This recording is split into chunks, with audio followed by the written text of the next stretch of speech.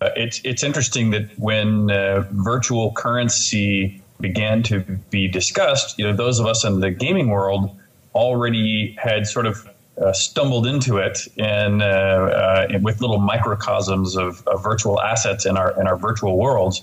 And so when things like Bitcoin and other digital currencies started being proposed and utilized in the real world, I think those of us from the gaming world had a level of comfort and understanding about how it might work and what the pitfalls might be, but most importantly, how it was inevitable.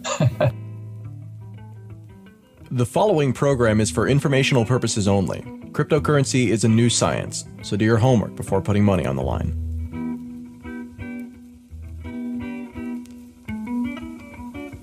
Today is February 22nd, 2014. Welcome to episode 86 of Let's Talk Bitcoin, a twice-weekly show about the ideas, people, and projects building the digital economy and the future of money.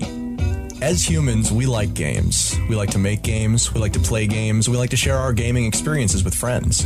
Games are borderless. A company in Poland can make a game for a Chinese-based platform targeting would-be players all over the world. The trouble, of course, is that money as we know it isn't borderless, and the idea of seeking full integration with even half the world's regional currencies is an immense undertaking beyond the resources of all but the largest distributors. My name is Adam B. Levine. I'm the editor-in-chief at the LTB Network. Sir Richard Garriott is a giant in the history of gaming, and one of the first private astronauts to hit space. He published his first computer game in 1980, transmuted graphical multi-user dimensions into massively multiplayer online role-playing games in 1997. His works include the Ultima series, the Lineage series, City of Heroes, City of Villains, Tabula Rosa, and the upcoming, successfully kickstarted Shroud of the Avatar series. I think it's going to be a series, right? Richard, thank you for joining us on Let's Talk Bitcoin today. Absolutely. No, my pleasure. I'm obviously very excited to be with you here today as a Bitcoin enthusiast myself. I'm actually, not just pleased, I'm honestly excited to be talking about Bitcoins. Well, so before we get into the Bitcoin side of it, I want to go back and talk a little bit about your experience with the gaming industry, because you have a really long history here.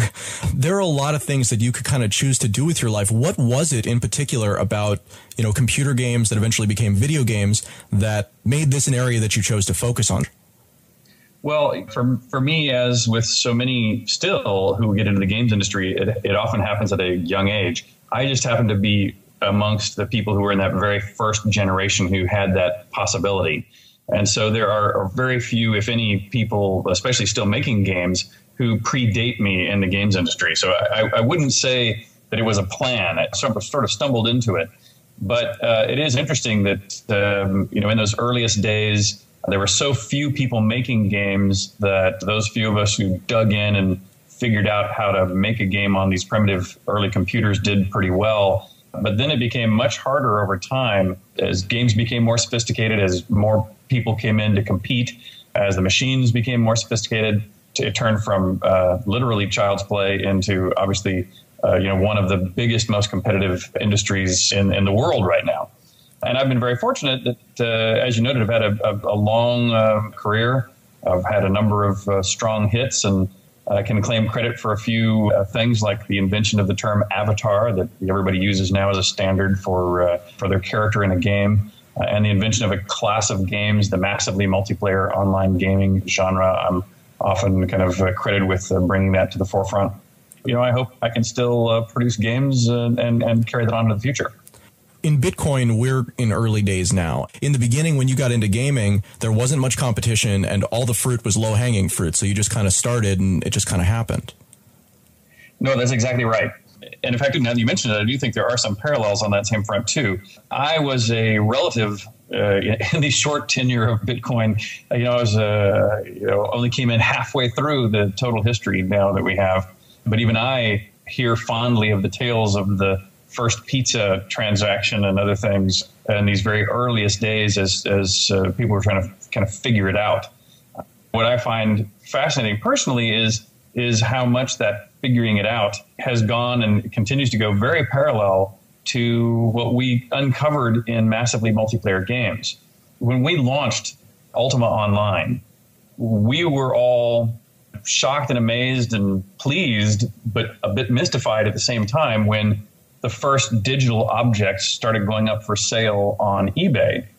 And we had to sit back and look at that and go like, wow, here's a magic sword that somebody could play the game for 10 hours and get for free, that they're willing to pay $100 to buy from somebody else who has played 10 hours and gotten it for free.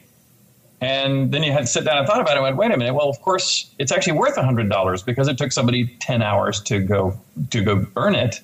And, 10 hours of your time at $10 an hour is worth about $100. So that's actually not an unfair price. And we began to immediately kind of shift our thinking away from the concept of something being virtual to the concept of its rarity value and how difficult it was to go and acquire in the first place.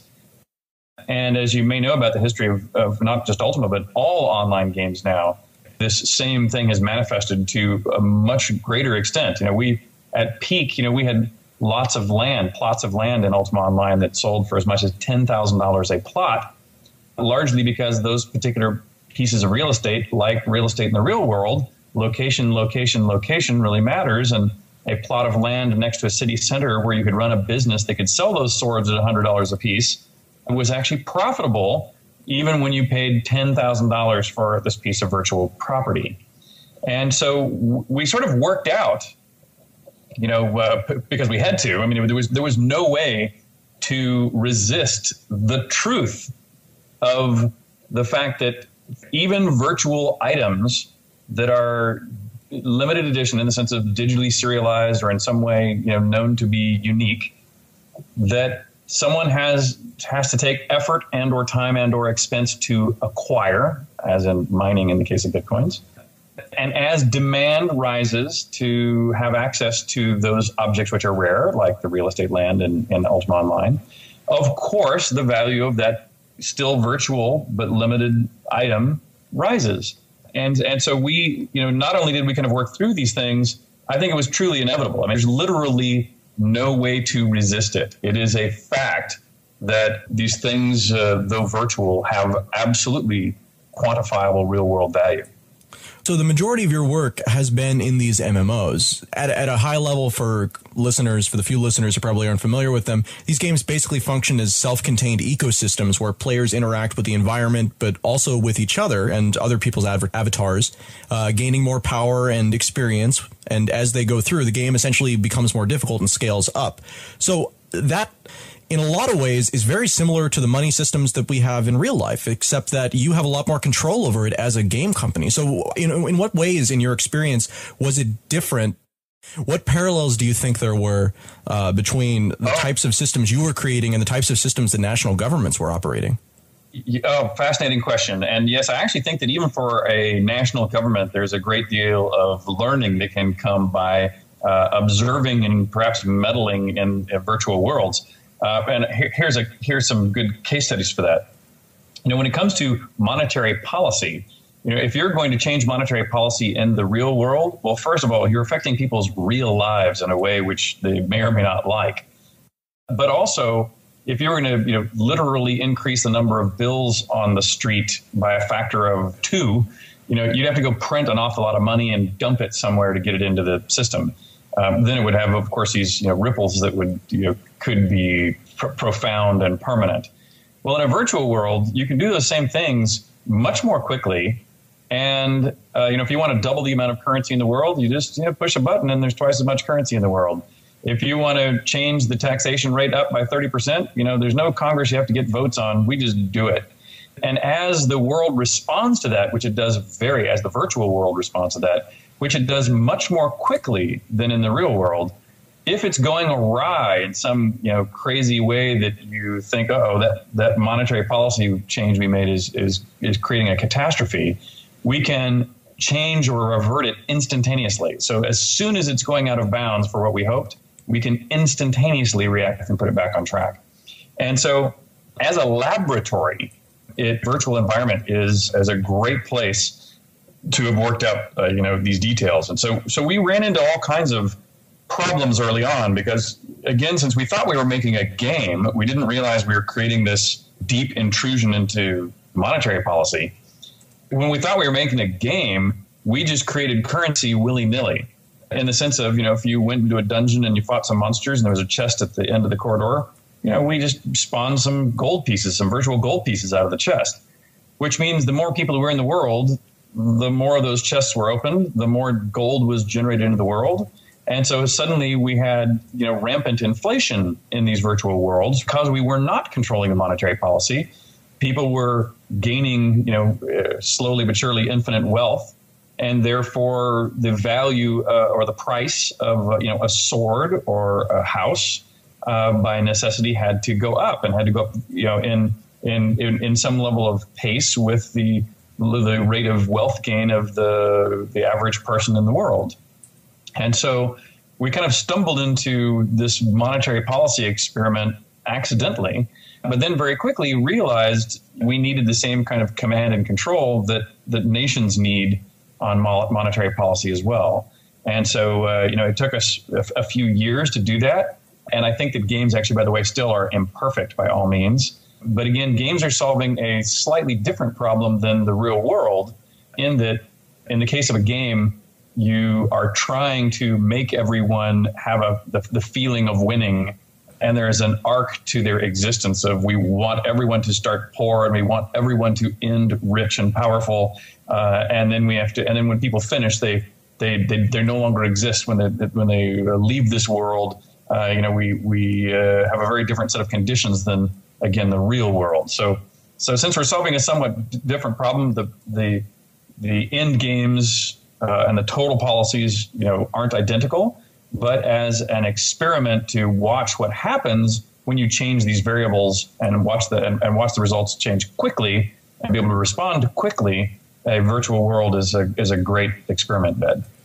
One of the things that's distinctly different between what you do with a virtual world in an MMO and, say, a regional currency is that you actually have uses of the currency in a virtual world where the currency actually goes away under most circumstances. We've heard these described before as faucets. Faucets are, when you kill a monster and they drop some loot. Right. That's a faucet, right? And then on the other side of that, you've got sinks, and sinks are where, it essentially collects the liquidity and then they get spent on things, right?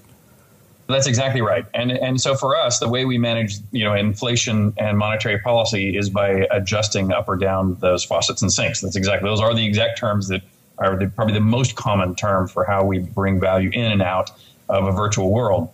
Interestingly, for the game that I'm working on right now, Shroud of the Avatar, we're slowly turning off. They're not gone, but we're sort of turning off to a large degree both the faucets and the sinks to have more of a fixed monetary policy, more fixed level of currency available in the world.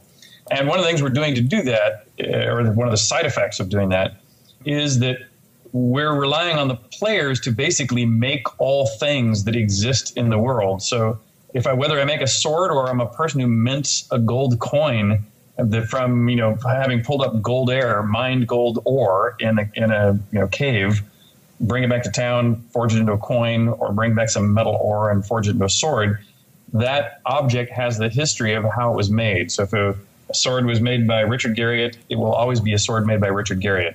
And if I lose or sell that sword into the world, instead of the world destroying that sword or gold in the sink and the drain, we actually just store that off to the side. So you might call it goes down the drain, but instead of going into nothingness, it gets stored in the bank.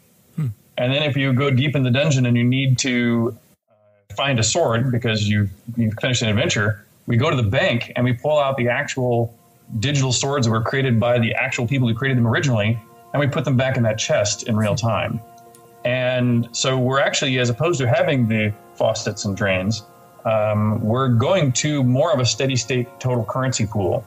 We by no means have any illusions that we'll be able to have it be literally closed, as I just described. We know that we'll need to bring more value into the loop.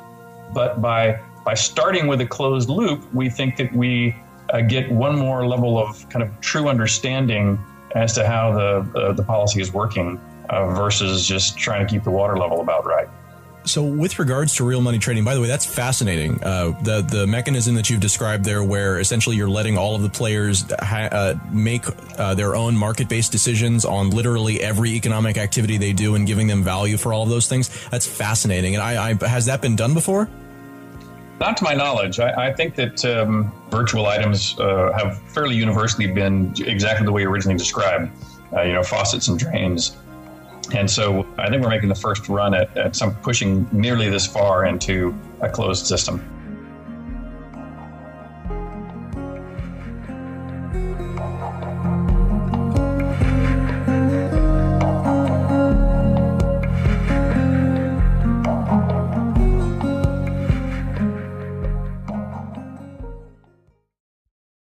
CryptoKit is the world's first Chrome browser Bitcoin wallet. It's the easiest, fastest Bitcoin wallet payment system. With a simple one-click install, it takes just seconds to get your wallet set up. And because CryptoKit finds the address and payment for you, there's no more fussing around or tab switching. CryptoKit is more than just a wallet. It comes with a preloaded PGP encrypted social network, news feeds from Reddit and Google, and up-to-date charts from exchanges. Finally, CryptoKit Directory allows you to make two-click payments with any of the BitPay merchants. Once you install CryptoKit, you won't need anything else. For more information or to download CryptoKit, visit CryptoKit.com.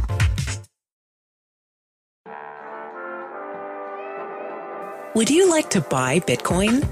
Cash into Coins provides the fastest, easiest, and safest way to buy Bitcoin in the United States.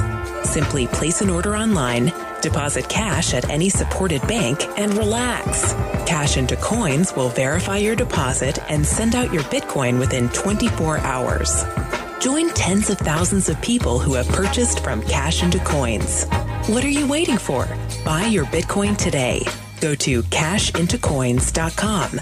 That's cashintocoins.com. Earlier, we talked about how even in your earliest experiences, you discovered that that sword, if it was valuable, was going to wind up on eBay. So are you disallowing that in this new version, and do you think that's possible, or are you more, tell me what you're doing? I'm assuming these will still be on eBay. In fact, we have a group that just joined the game recently called the Britannian Mining Company that for 15 years has already been mining value out of Ultima Online, and they've just now set their sights on Shroud of the Avatar and said, hey, we'd like to come over here and start doing similar things. And as we had lots of discussions internally as to what we thought about that.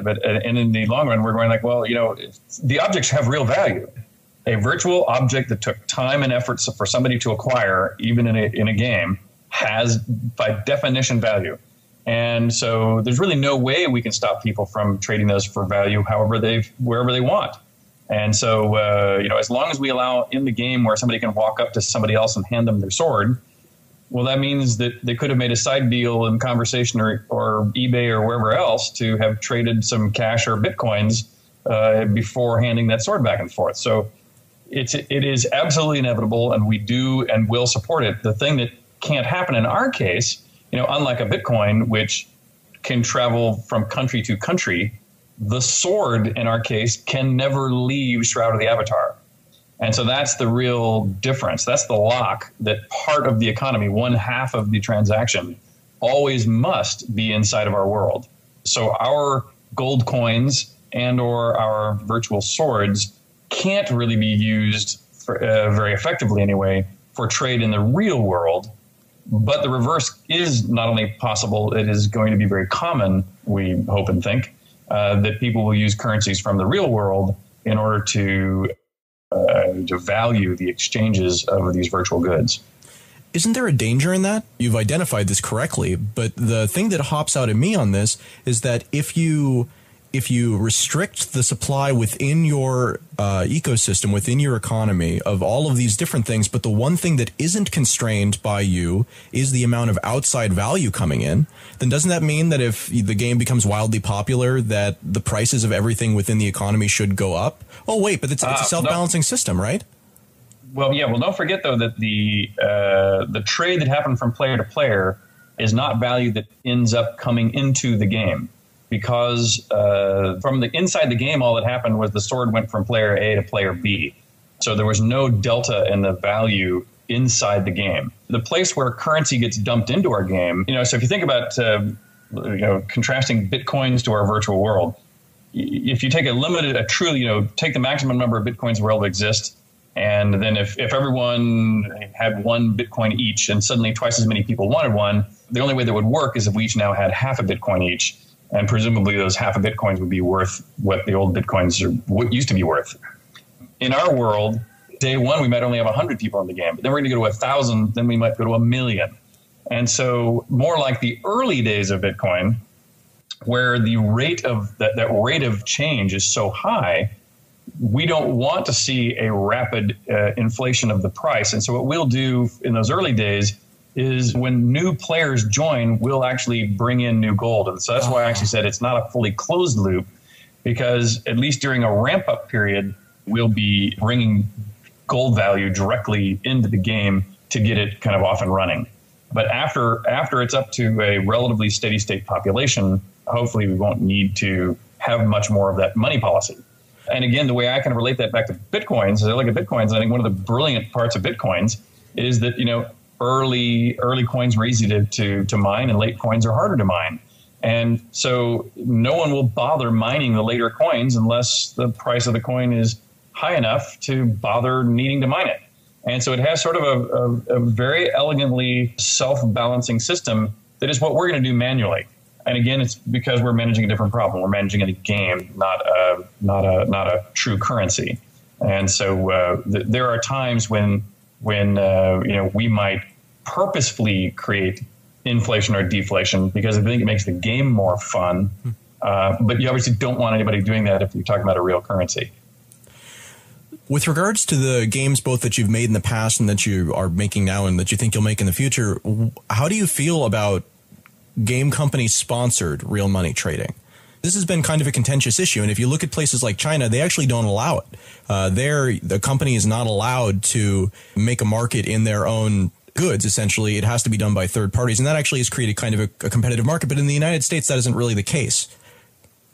Yeah, it's a very complicated problem. And different companies are so far kind of falling in different sides of this issue. But let me see if I can at least frame our early opinion, almost as an industry, really, but how that is changing. Early on, before we realized we were creating virtual items with real value, what we thought we were selling to people was entertainment. We still fundamentally think we're selling people entertainment. You pay $50 or whatever the price of the game is, and now you can log on, and we hope you have fun while you're in the game. And that's all we were selling was entertainment. And then when people would start trading things back and forth between them, we'd be fascinated by it. But then, of course, the amount of money that began to be traded through places like eBay often is substantially greater than the amount of money traded directly with the company for that entertainment. And so the motivation is, well, gee, we should get a piece of that action. We would like to partake in that. The problem is that when you switch from selling entertainment, access to an entertainment service, to selling the sword, the virtual sword, you become a party to the safety and ownership of the sword. And in a virtual world, sort of like the real world, there are things like theft. And there's also glitches in the bugs in the product. And so if I had sold you a sword for, you play the game for $50, but I sold you a sword for, let's say, $1,000. And we, the company, were party to selling you that sword for $1,000. And once you had it, someone else in the game either stole it, or you were using the sword and it broke, or there was a glitch in the game and you lost your sword. Well, your beef is now going to be with us, not with whoever sold you the sword. And we didn't build these games to be in the banking business. We didn't build them to have the security of transactions to make sure that even the history of the sword's ownership was kept so perfectly that we could always make sure we got the correct sword back to the correct owner. And because it's a game, we actually sort of want people to be able to fight over the swords and steal the swords from each other and break them now and then more than they would in the real world, because it's a game. And we think that adds fun into the game. And so a lot of companies, most companies, in fact, have opted not to be the market maker in their own gold or in their own virtual items, mostly to avoid either needing to create the banking level of tracking of all those things, as well as, though, to not be the target of the potential lawsuits that might come up as people would argue about ownership or response of maintaining that virtual object. Now, the reason why that's changing slowly is because these games are just getting better at it, in the sense of we're gaining confidence over time in our ability to manage those mistakes. manage when an object is lost. We think we have data trails now to get the truth out. Did you give your sword away, or did you really sell it to somebody and now trying to claim it back because you're unhappy with the transaction? We think we have good enough data records to begin to have confidence we can at least not muck it up from our side. But there's still the side that says, we're making a game, and we want there to be able to be theft in the world at some deep level. And so if we are a party to selling $1,000 rare item that then someone else in the game steals from you, that's still one of the more challenging hurdles to get past before we would really fully adopt it. So you said that you're making a game, and I agree with that. You are making a game, but these games that we're talking about, it's not like you're making the next iteration of Call of Duty. It's not like these are round-based. It's not like this is something that doesn't matter. These are actually things where people put in 10 hours continuously, not because they want to play a bunch of matches in a row, but because they're trying to accomplish something, and that does have value. So on the one hand, that kind of sets the stage for players who have more time than money to want to spend money on this. But you do have that other side of the equation too, where for a lot of people, this is a low level skill that they can kind of do, and in a way that adds value to other people, to other people's experience, earn an income from that. So what do you think of the idea of, or the practice, frankly, of people actually doing games professionally, playing games professionally and farming for other people? Do you think that that's a good thing or a bad thing, generally speaking? So in the overall picture, I think it's a good thing. So I think you framed it exactly correctly. And let me give you another little anecdote on the side of how this can go badly and how it can go well. The bad side is what are often referred to in games these days as gold farmers. These are often sweatshop-like businesses that pop up in China. They either employ people at a very low wage or even create scripts and bots that perform repetitive action in the games in order to maximize gaining gold. And as those bots have become more sophisticated, they even will kill or block other real players from being able to have access to the places in the game that are the most valuable. That's the bad side, because it not only directly blocks other players from going into some of the most fun and most fruitful places to be, but it also means that these are people extracting value from the game, selling those things back to our players, and inflating our economy without us in order to suck some money out for themselves. And so while it's understandable why that happened, it's not good for our company. It's not good for our player base. It's not more fun for any people involved, et cetera. That's the bad side that we try to resist. The good side is more complicated because it's more like the real world. And as you said, people who, the time versus money paradigm and how you wish to choose your time and money is exactly it. The best examples I give is that in Ultima Online, we had people who would band together to put on a play. We'd actually put some theaters in the game, but we didn't really put any mechanics around the theaters. We just put them in there in case groups wanted to get together and perform a wedding amongst their friends or put on a play for their friends, etc. But the puppeteering wasn't very good, and you couldn't really charge people at the door, etc. But let's suppose in Shroud of the Avatar, as a case study, we make a much nicer theater. And if the theater, in this case, can be rented by a theater company or a playwright, and they can now give access to backstage to all of their actors and charge people a fee to come in the front door and sit in the seats to watch a play. Well, if they can do that, if they can charge money for a play and earn money on it, well, now they're going to want to put on a good play, because if they put on a really good play, people will come. And if they put on bad plays, people won't bother paying $1 at the door to come in and see that play. And since you don't want to go see a bad play yourself, you're going to want to know if that play is any good before you pay your $1. And that means it's probably worth it for you to go read a review of that play, which means the job of a reviewer of virtual plays suddenly becomes also valuable. And so what our goal is to create tools in the game to let people who are good at content creators to create content and get rewarded for that content in a way that does let them make a living at it. Because one of the things that we found out early on in virtual worlds is we, the company, which we number tens of people, our tens of people cannot create content fast enough to even come close to staying in front of the rate of consumption of all the players in the world. And yet, if you don't give economic benefit to the people who do good work, and therefore, non-economic benefit to the people who do bad work, as in bad plays in my example, then most of the content that most people will create will be bad content. And so you need to give direct real-world reward to the people who go out of their way to spend time to add richness and depth into the virtual world, just like you do in the real world. And so that's why the monetary policy issues are exactly parallel. They're exactly the same foundational issues. So that's, again, fascinating. The idea, again, of the reviewer job being suddenly relevant because there's something that needs to be reviewed that has an economic cost. Because you're right. I was just thinking to myself while you were talking about the play that I'm not sure that I would go to a play that, in a game that would be worth my time on a blind faith. But I might do it once or twice for novelty. But you're totally right. If there was a reviewer, if this was actually a community and it was something that people participated in, then that sort of changes the dynamic quite substantially. Well, and in fact, we're even though the Shroud of the Avatar is still in progress, we're seeing this happen, right now in a way that we're trying to keep up with. It's happening faster than we can keep up with it yet again. For example, we need music in Shroud of the Avatar.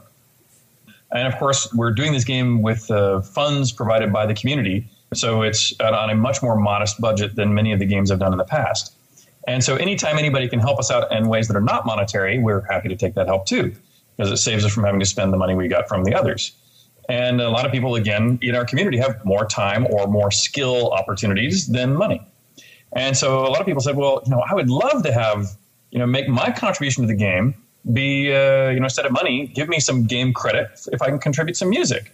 I was like, well, of course, we'd love that. So conceptually, it was an immediately good choice.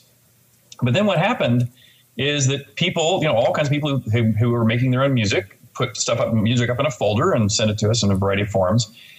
And then for me, as the creative leader of the project, I sat back and said, well, wait a minute, 90% of this music being contributed is not exactly what I need for the game, because it's either modern or it's fully orchestrated, and I was looking for tavern music, whatever it might be. And I was saying, now I have this way of, and of course, some of the music just wasn't as good. I mean, so you have the full pantheon. People are just contributing music that they think is interesting and special, but it's not curated in the way that I need it for the game. And so I'm going like, well, now I've just given myself a huge problem of, compared to going out and hiring a composer that I know I like, which means most of the work I'll get back is what I'm hoping for.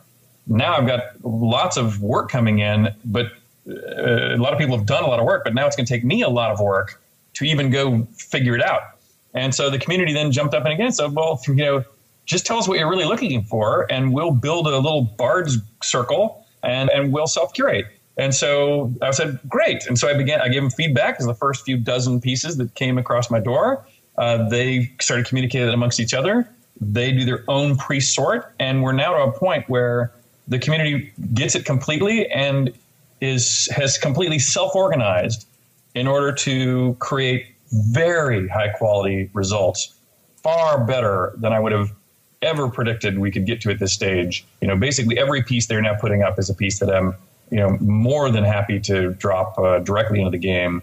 And all those people, they're really doing it out of heart and passion, but now we sort of feel a reverse obligation. We're going to be giving them virtual advancement in the world because of their amazing contributions they've been making in kind, so to speak. Sure. So, this takes me right to where I want to go with this conversation. So you did just do a successful Kickstarter. It actually wasn't that recent. It was last year, right? It almost it was 2 beginning months of last from now, it'll be a year. So, and in fact, we not only did a successful one, we did a very successful one in the sense of it was one of the top 5 or 10 of not only the year, but 5 or a dozen or so of all time.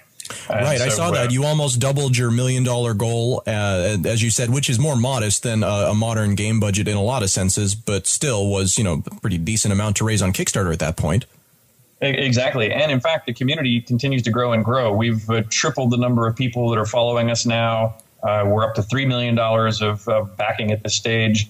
And in fact, each month that has gone by, the the flow of revenue from backers has increased month to month to month. So we really just couldn't be happier.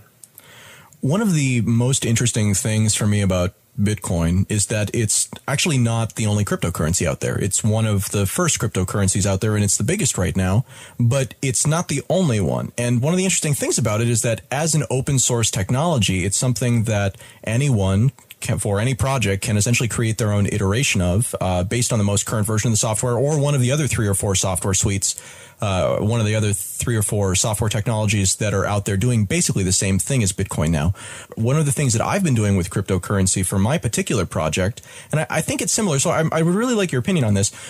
Basically, with cryptocurrency, you are rewarding people through the initial distribution of the currency for whatever adds value to the network. So in the case of Bitcoin, Bitcoin is a purely transactional network. So mining, in that case, processing transactions and making sure that they're not invalid, is adding as much value to the Bitcoin network as possible in a way that can be rewarded. You also add value to it by using it, of course, and also add value to it by accepting it. But the primary thing that's rewarded is the mining. With what I'm creating, we have essentially a content network. We release now 8 shows per week and lots of written content too. But it's been a mostly volunteer affair on my side. And so I kind of have a very similar problem to what you've had with your curation problem, right? You have all of this stuff and you need the community to self-organize in order to do that. But once you've done it, you need a way to feel like you can actually reward them because you're not going to pay them real money. You don't have the budget for that. But yet they've put in work that is valuable to you and you have nothing that you can give them in return. So what we're doing is we've actually created a custom cryptocurrency that'll be launching at the beginning of next month that we're going to, instead of giving it out through mining, we're actually going to give it out to content creators. And then we're going to accept it back in for advertising on our website and in our network and a variety of other things.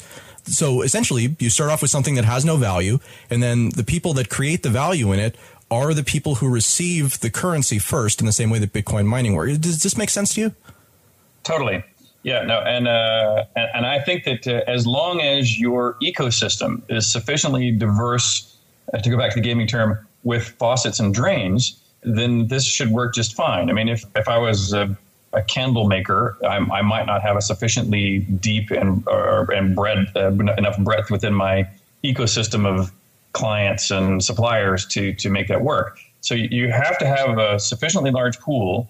But the way you described it, I think, is just right. You have contributors who you want to give value to, and you want them to be able to cash out that value still within the same ecosystem of the universe you're creating. And as long as you've got this, the people contributing as volunteers are the people that you want to be able to support through advertising or other kinds of activities with your sites, then that makes a perfect match.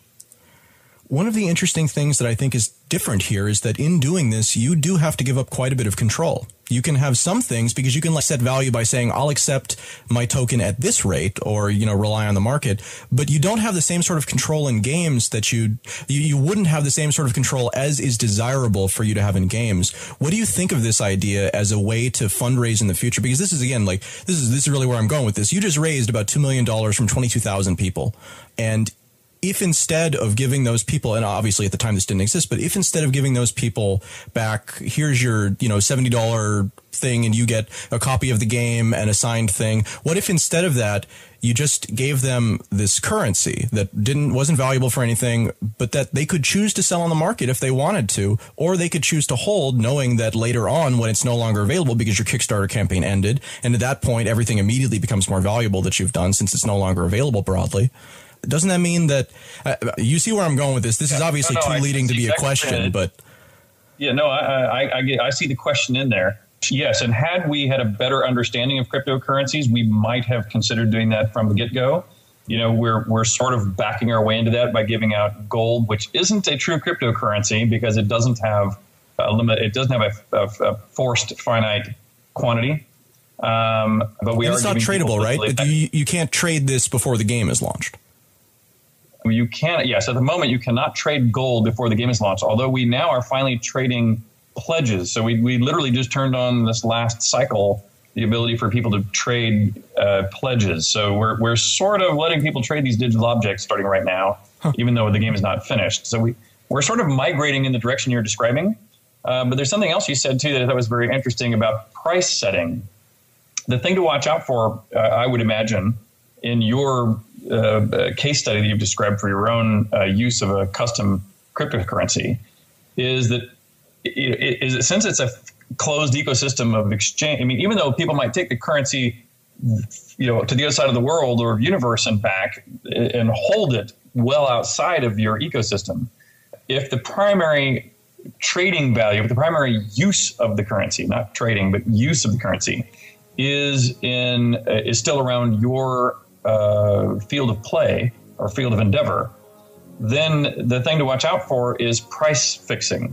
Because when you try to, the nice thing about buying, for example, advertising on Facebook or Twitter or many of these other digital advertising areas these days, is it's all done as an auction. And so the price of that advertising self-manages and floats up and down based on demand. And so as long as you do that with yours, I think you're probably still in good shape. The problem is if you go, gee, I really think I need $10,000 for a page of advertising, and so therefore I need to somehow force people to pay that. Or if you realize, well, gee, I really want my personal exchange rate of dollars to my own cryptocurrency, I need it to be some other higher number just to make it worth my time. Well, that might start to close off one of the places for people to spend your cryptocurrency because they think the price is wrong. They don't agree with you on the price. And so if you control it, you could end up with a monopoly on too many of the pricing structures for their taste.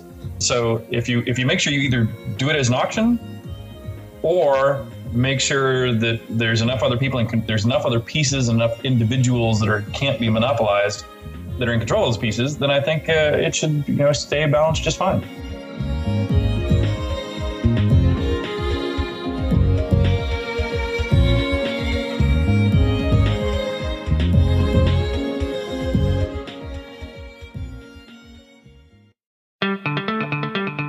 This is Chris Joseph bringing you news on Next, the first true second-generation cryptocurrency for February 21st, 2014. The Next community has begun fundraising campaigns to aid charitable organizations. Until February 27th, donations of Next are being accepted in support of Songs of Love, an organization that creates original, personalized songs for children facing tough medical, physical, or emotional challenges. In just a few days since the campaign was announced, more than 40,000 Next has been raised, and an anonymous donor has pledged to match all community donations to a maximum of 100,000 Next. At current market rates, this will provide Songs of Love with $12,000. To donate, visit songsoflove.org/next.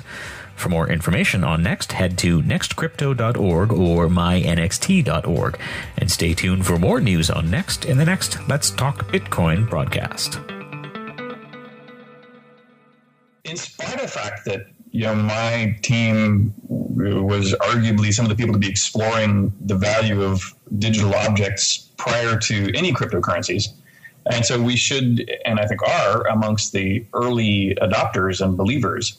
We weren't, or at least I personally was not one of the first on board. Actually, some of my staff were amongst the very first on board, but I myself kind of saw it initially as a curiosity, as potentially, or at least hypothetically, inevitable over the long haul. But I didn't choose to kind of jump in and either become a miner or even a holder or provide places to spend the Bitcoins in the first year. And mostly I just think because it wasn't big enough to have kind of hit my radar.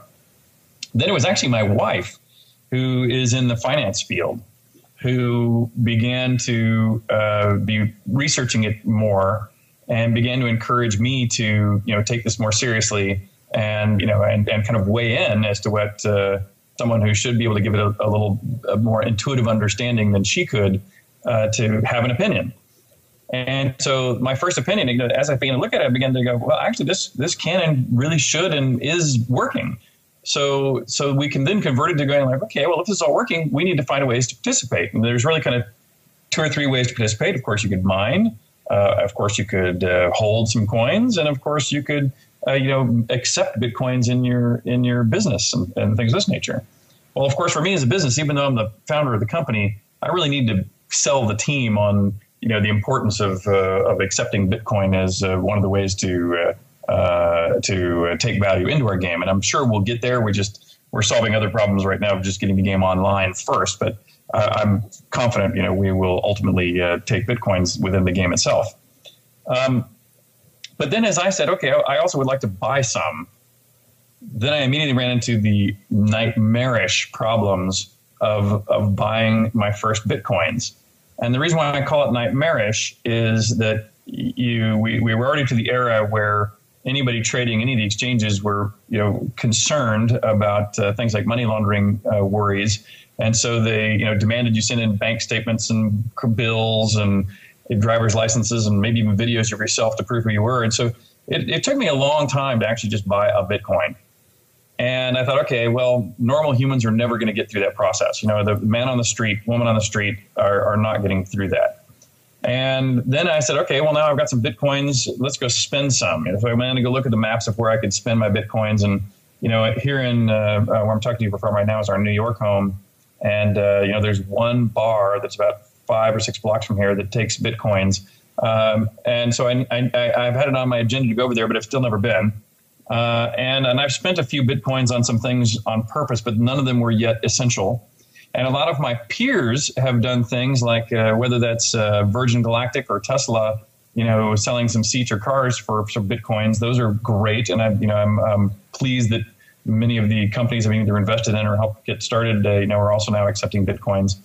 But it strikes me there's kind of 2 things that, I'll call it 3 things that we just need to see happen in Bitcoins that I think is going to really open the floodgates to not just those of us that are hackers and nerds, but to the common man, so to speak.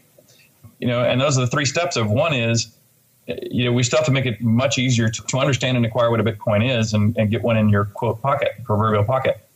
2 is, even though once I now have things like CoinJar or other places to hold a local Bitcoin in my phone or other things, now that those work, it's easy. But sussing out which one to use and why and whether it's safe or not and how to link it up took more time than I think the casual users are capable of doing. And then finally, we really have to get not just those big name or, the highly visible transactions of these, the newsworthy transactions taking Bitcoins, but really, get it down to taxi cabs in New York and your street corner cafe. And to me, those are all technology issues. Those are all software issues. All those are solvable right now, today, with just good software in front of it. And so that's why I'm kind of looking at Bitcoin myself going, we are, a hair's breadth away from having a user experience that lets me acquire and hold and spend in a way that the masses can do.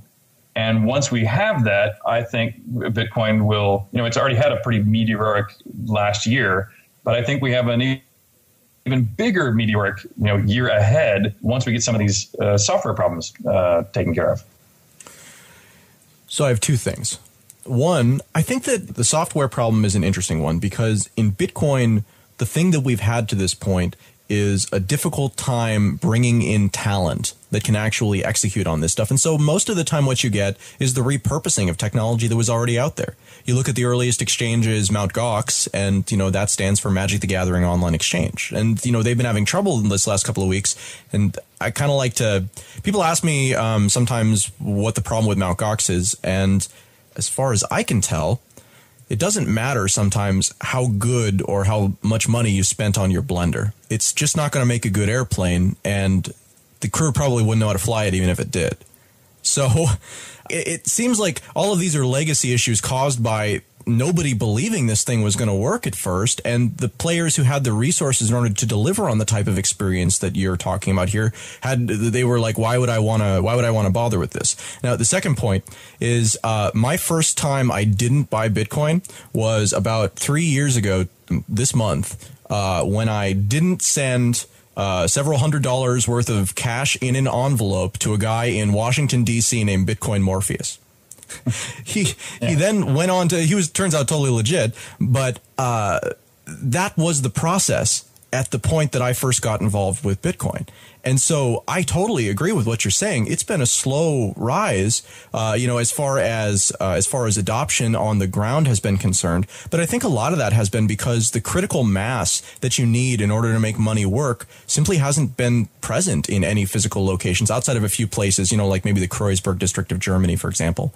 But outside of that, the internet really is the place. And so it's these first services that are coming online, WordPress, that's all fine and stuff. But the stuff that's happened in the last 6 months, and more importantly, the companies that'll come on in the next 6 months, I think are opening the door and saying, all of you other companies that don't know what's going on or don't necessarily trust this thing, we have enough faith in it. We've looked into it. It's working for us. I don't know if you just saw, but Overstock just announced that they're actually going to be giving a 1% discount to all orders paid in Bitcoin indefinitely starting in 4 weeks. So, there are such advantages to this stacked up that it really feels like it's very much a matter of time and normality, right? This has to become normal before the average person will use it, much more than it has to become usable. Yeah, totally agree. And that normality is it. And while I agree that Overstock is a great champion for this and is going to help a lot, I also think that when you describe the word normal, it has to be normal in the sense of the frequency with which any of us who are using it, it has to be something we can and do use daily. Right. And that's why I'm going the taxi cab or the corner cafe or, get it onto our, even though Apple won't like it, get it onto our iTunes store and Amazon and everybody else. We need to, whatever it is, wherever you spend money daily, the goal should be to make sure that one of the places you contact every day, it takes Bitcoins. And at that point, I think that the dominoes will start falling on their own. So let's talk about the future for a second. The problems that surround Bitcoin at this point are basically in two categories. They are user experience and they are permission based, be it from a regulator or from a country or from, even the IRS is a good example of this. There's a lot of uncertainty, and because of that uncertainty, it's kind of difficult to know what you should do, so people just aren't doing anything a lot of the time. What do you think is a good scenario for Bitcoin moving forward based on as you see things now? Well, I like the way you outlined it of talking about the two aspects of user experience and regulatory concerns, permissions. What I find interesting about those is the reason why I'm so bullish right now on Bitcoin is that I think both of those are inevitable to be solved. I don't think it is possible to see either one of them utterly fail. And the reason why, even on the regulatory side, where people might say, "Gee, if all the world's banks, and governments ban it, they could stop it," and I'm going, I think we're almost past that point. It's a hard thing to stop because it really has it's like why a lot of people put money into gold and diamonds. It's because the government can't stop you. And so clearly, if governments resist it, it will make adoption slower. It might make it continue to remain more boutique in the long run. But I think at this point, governments have, since they don't think they can literally outright stop it, are saying it's best to figure out how we can participate in some way or regulate in some way as opposed to resist. And I think they already have that. I think governments are doing just fine as long as, like with banks, anytime you take very large amounts of money in and out of the system, call it $10,000 in value or greater, as long as those giant transactions are made aware to governments, which I think they will demand, then and then I think you save them most of their money laundering concerns, and that it'll go fine. It'll go slowly, but it'll go fine. And then on the adoption side, on the user experience side, because I think that really is just a software problem, then even with the early creators, their tools will get better and better over time. Think of another crowdsourced, heavily used thing right now, like the Linux operating system. When Linux first came out, maybe 20 years ago or longer, a lot of serious developers didn't really use it because it was not as well curated as the quote professional, corporate operating systems and tools. But over time, those tools got better. And now, once the community kind of picked it up and took it on, now those tools are incredibly superior. And there's almost no one in my industry who doesn't use Linux as their professional operating system. Some of us, a lot of people still use Windows for the target because we make games for Windows. But, what everybody uses on the backside is, pretty much always Linux. And that's a completely crowd-created, foundation. So I think that it's hard for me to actually describe a bad scenario. Bad scenarios to me it will go more slowly than we might hope. Bad scenario to me means, no one's, the user experience is not going to get as good as fast as I think it could easily. And a bad scenario on the other side is, governments, especially big governments like if the US or Europe, really make a hard stand against it. But I think those are, unlikely. I think the tools are getting better already fast, not as fast as I like, but plenty fast. And while, China has done a bit of a push-pull on some of their rulings, I still think in the long run, the major governments of the world will come on board. This has been a really great interview. Thank you again for taking the time with us. I have one last question, kind of taking it back even further from the kind of national government thing, just to the general organizational across the world level. I've been really fascinated with some of the stuff that Gabe Newell has recently been saying, the CEO of Valve. Is he the CEO? I don't actually know if he's the CEO. Anyways, Gabe Newell at Valve has been saying some very interesting things recently about how Valve is actually the biggest bottleneck in the Valve system, and that the amounts of content, as you said, being created by their player base is actually above and beyond what they can ever even hope to compete with. And so to that end, he's trying to take the company, the Valve company and the Valve platform, to a place where publishing becomes almost more of like a network protocol, where there's a set of rules and a set of network publishing standards, but basically it's just a push process where if you as a game creator have something, or even a software creator, that you want to push through this platform, you can do it. And basically, so long as you follow the rules, Valve doesn't even need to worry about it. Fascinating, but let me give you another thought mix in there. So I agree that, we've been looking at Steam for the game we're working on as we're debating on how to get it out to the widest possible audience. And so I understand very much what Gabe was saying about Steam and about Valve and how to further democratize it. And I'm a huge proponent of this democratization. Even the crowdfunding we're doing is a big part of this democratization and getting people involved early and letting things float to their natural heights.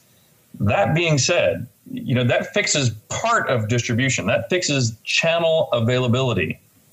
But adoption of whether it's a game or a cryptocurrency requires more than just channel availability. Mm-hmm. Even if you have, like, for example, right now, I don't even know all the cryptocurrencies out there, but I'm sure many of them make the case that they are technically better for a wide variety of reasons than Bitcoin. And the same thing is true in the game industry. Games compared to each other often claim my game is better than somebody else's for a wide variety of maybe real, true reasons. But just channel availability is not what is required for success. And that's one of the things I've learned in the game industry down through these years, is that just making sure that people can download your game does not mean that they will ever see it, does not mean they'll ever think of it, does not mean they'll ever choose to try to play it, even if your game is the best. And that's why just the publishing side is one piece, but the marketing side is just as important, if not more. And, if you look at almost any intellectual properties, companies that make, whether it's Mickey Mouse or Star Wars, you spend about as much in marketing as you do in the development of the product. And a lot of people look at that and go like, well, that wouldn't be true if we had these great democratized platforms of presenting stuff. To which I go, well, that solves half the problem, but you haven't solved the just as important half on the marketing side. And the way I take that back to Bitcoin is I go, I have no idea whether Bitcoin is the best cryptocurrency. And there might be places like the one you were describing for your own internal needs where there are cryptocurrency technology or specifics that would be great for a ecosystem that you are in control of locally. However, if you're talking about the global national cryptocurrency, Bitcoin's already going to be hard to beat. I periodically look over the fence at Litecoins and Feathercoins and some of these others just to make sure I'm not missing something important. And I could be wrong. Maybe one of those will be the ultimate international standard. However, from a marketing standpoint, Bitcoin already has a huge advantage. just because of all the press that it gets. If you look at the general public, of which, I don't know what percentage of the general public has heard of Bitcoin, but it's a lot more than it was a year ago. If you ask that same group of people, have they heard of any of these other cryptocurrencies, and the ratio goes down fast. And so even if a lot of these other currencies are superior, which they very well may be, I think the marketing lead that Bitcoin has is still high. And so just having, going back to Steam, just having a democratized platform where it's push to publish, that's just the start of the battle. The bigger battle lies ahead, even if you have the best game, to make sure people know about it. And that's more than just publishing. I totally agree with you. I think that you're completely right there, and I guess I should have shared the rest of his plan with you, because I think that it does address this. You're right. The other thing that needs to happen is you need curation, because if you just have that incredible amount of content, then you'd have all the same problems you were talking about with your, that you were talking about with the music problem you were having with the current game. But the solution, we already talked about that too. It's the dramatic play reviewer who in your game publishes and sells his reviews, or there's a local newspaper or what have you. That's what it is that every venue is that by creating this problem and allowing people to profit from delivering the solution, you create the solution also, or you at least create the situation that brings it into existence. So what Valve is doing with, again, once they roll out these changes, I don't know if they've announced a date for them yet, but he gave this talk last year. He basically said that anyone should be able to open a shop that uses and can sell content from the Steam platform.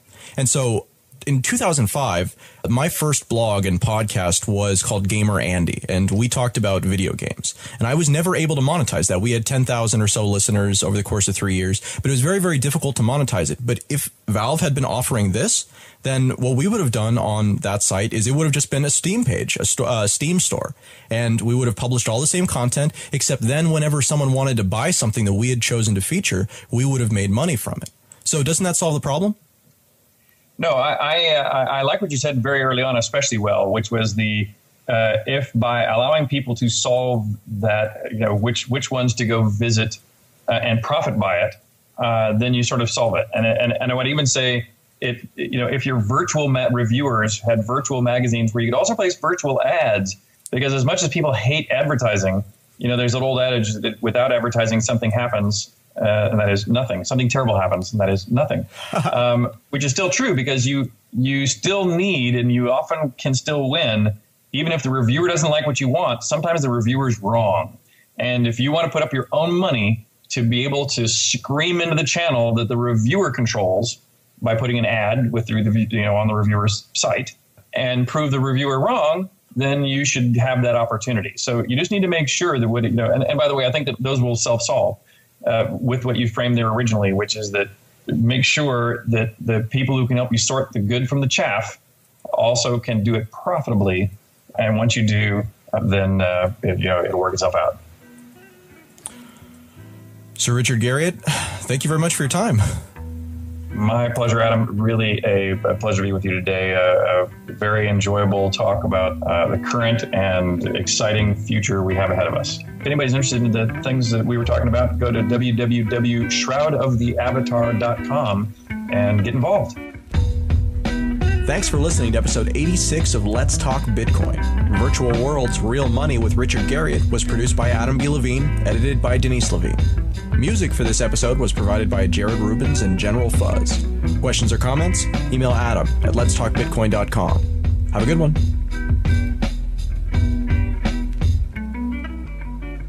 Let's Talk Bitcoin is transforming into the LTB network over the next few months. And as part of that transition, we're adding many new shows that cover the world of cryptocurrency from a different perspective or a very specific part of this growing and vibrant community. From Paul Boyer's Mad Money Machine to Bitcoins and Gravy to the Sex and Science Hour, you'll get them all on the same LTB podcast feed as always without changing a thing. That said, we've expanded from 2 hours per week to 6 hours per week, and next month it'll be even more. You can now subscribe to just your favorites at letstalkbitcoin.com. Click the shows button for all full subscription options. And of course, please rate the shows. However you listen, whether on Stitcher, iTunes, or somewhere else entirely, your reviews help others find our show. Thanks for listening.